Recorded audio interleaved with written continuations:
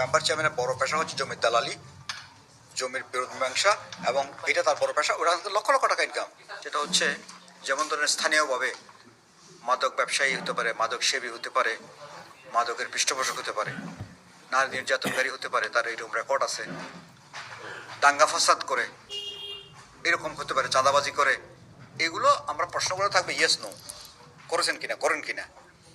তারপরে যদি উনি করে থাকেন তখন কিন্তু চ্যালেঞ্জড হবে।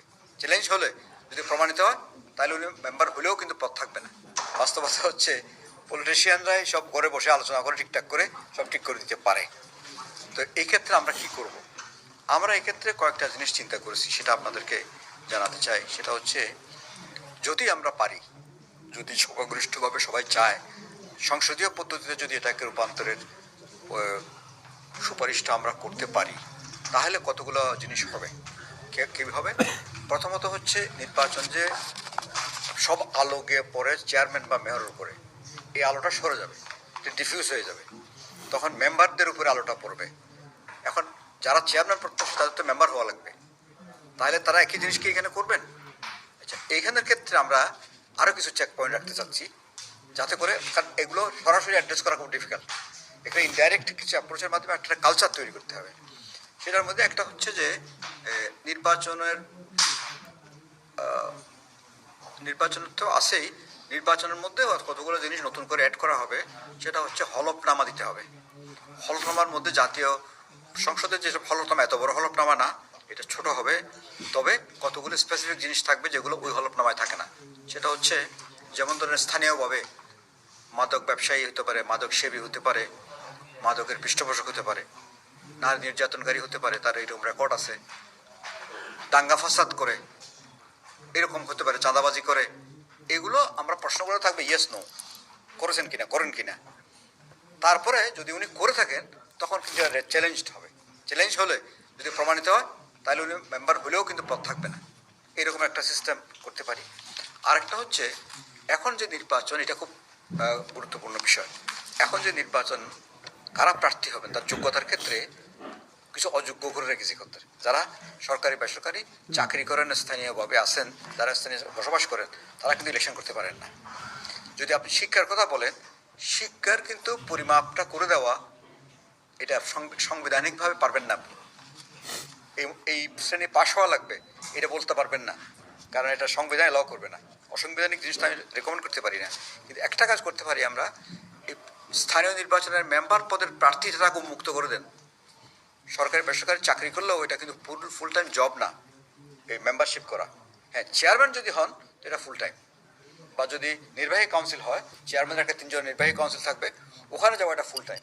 কিন্তু মেম্বারশিপ হওয়াটা ফুল টাইম না, এটা পার্ট টাইম। সেই ক্ষেত্রে আমরা শিক্ষাগত যোগ্যতার ওই জিনিসটাকে নিয়ে আসার জন্য স্কুলের শিক্ষক, কলেজের শিক্ষক, একজন চাকরিজীবী, তারা কিন্তু কন্টেস্ট করতে পারে। কারণ এটা হচ্ছে মাসিক মিটিং হোক বা অধিবেশন হোক, 3 মাসে একবার ওখানে আসা এবং স্থায়ী কমিটির মেম্বার হিসাবে দায়িত্ব পালন করা, এই কাজটা করবে। এখন যেটা একটা কালচার দেশের, যেটা আমি রিয়াজের সাথে একমত, কালচারের কারণে অনেকগুলো জিনিস কিন্তু আমরা আইন বাস্তবায়ন করতে পারছি না। এটা কিন্তু এক প্রশ্ন নিয়ে এত কথা বলছি, কিন্তু এটা অনেক উত্তর হয়ে যাবে অন্য কারো। কালচারের মধ্যে একটা কালচার আছে, যেমন আমি আমার একটা স্টাডি আছে, আমি যখন ব্র্যাক ইউনিভার্সিটিতে ছিলাম তখনকার সময় একটা স্টাডি শুধু ইউনিয়ন পরিষদ নিয়ে। দেখা যাচ্ছে একজন মেম্বার, চেয়ারম্যান, তাদের কাজ কর্মঘণ্টা কত, এই কর্মঘণ্টার মধ্যে তারা কী কাজ করেন, এবং এই কাজ করার কারণে মেম্বার চেয়ারম্যান হওয়ার কারণে তার এক্সট্রা খরচ হচ্ছে কত, এটা কিন্তু অবিশ্বাস্য। কর্মঘণ্টা বলে কিছু নাই, যখন তখন মানুষ এসে তার কাছে একটা কিছু চাচ্ছে বা দিচ্ছে, আবার এর মধ্যে অনেকগুলো আর্থিক সংশ্লেষ আসে, টাকা দিতে হয়, এরকম আছে, আবার তাকে চাঁদাও দিতে হয় অনেক, এগুলোও আছে। তাহলে এখন একজন চেয়ারম্যান বা মেম্বার, আমরা যেগুলো আইনের কথা বলছি, আইনের ভিতরে তো চাঁদা দেওয়ার বিষয় নাই, তার কর্মঘণ্টাও নাই, তার ডিউটিটাকে ফুল টাইম না পার্ট টাইম সেটাও নাই। এগুলো কিন্তু তার উপরে চাপিয়ে দেওয়া হয়েছে, সমাজ চাপিয়ে দিয়েছে, এটা সামাজিক দায়িত্ব হিসেবে করছে। তো এখন এখান থেকে তো আপনি মানুষকে মুক্ত করতে পারবেন না। সিলেট এবং চিটাগং, ঢাকার আশপাশের চেয়ারম্যান, এদের খরচেরটা দেখেছি, আয়টা দেখি নাই, আয়টা আমি বের করতে পারবো না। কিন্তু যদি সম্পদ দেখেন তখন বুঝতে পারবেন আয় আছে, ভালো একটা ইনভিজিবল আয় আছে। খরচের মধ্যে দেখা যাচ্ছে মাসে তার আগে খরচ হতো, এক পারিবারিক খরচ তার 70,000, 50,000 এরকম। চেয়ারম্যান হওয়ার পরে তার খরচ বেড়ে 1.5 লাখ হয়ে গেছে। এটা বিশেষ বিশেষ এলাকাতে, কারণ তার কাছে সপ্তাহে 5টা বিয়ে অ্যাভারেজ, মুসলমানি, কানফোরানি, এরকম বার্থডে, মৃত্যু দিবস, বহু রকমের দাওয়াত আসে এবং সবাই আশা করে চেয়ারম্যান সাহেব যাবেন এবং গেলে একটা কিছু দিবেন। এখন এই ফান্ড তার কোথায়? তাহলে এই খরচগুলো কিন্তু বাড়তি খরচ সামাজিক কারণে হচ্ছে। তা এটা তো সামাজিক প্রতিষ্ঠান না, এটা একটা আইনগতভাবে তৈরি করা প্রতিষ্ঠান। এখানে তো আপনি এগুলো এভাবে সামাজিক এবং আইনগত দায়িত্বকে বিভাজন করে কিছু একটা করতে পারছেন না। সাইম সাহেবের একটা কথা বলতে গিয়ে তো কথা বলে ফেললাম। তাহলে আমরা নির্বাচনটা যদি নির্দলীয় করতে পারি, প্লাস পার্লামেন্টারি সিস্টেমে করতে পারি, এবং যদি আমরা জনগণকে ওই যে যারা এতদিন পর্যন্ত বাড়িত ছিল, ইলেকশন আসতে পারবে না, তাদেরকে মুক্ত করে দিই, এই কালচারটার একটু পরিবর্তন হবে কিনা? আপনার কি মনে হয়? আমার তো মনে হয় যে একটু পরিবর্তন হবে।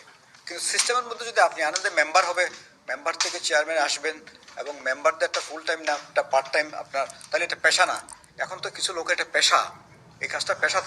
তার আসল পেশা কি জানেন? এখানে ধরেন আপনি যদি গাজীপুর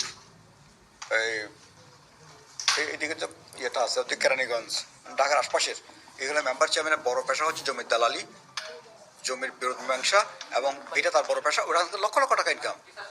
হ্যাঁ, ওই সালিশি বিচার ভূমি রিলেটেড, একজনের সাথে দলিল হয়েছে, তার না দিয়ে আরেকজনকে দিয়েছে, এই বিচার আসবে, দখল আসবে, এগুলো করতে গিয়ে তাদের কিন্তু প্রচুর ইনকাম।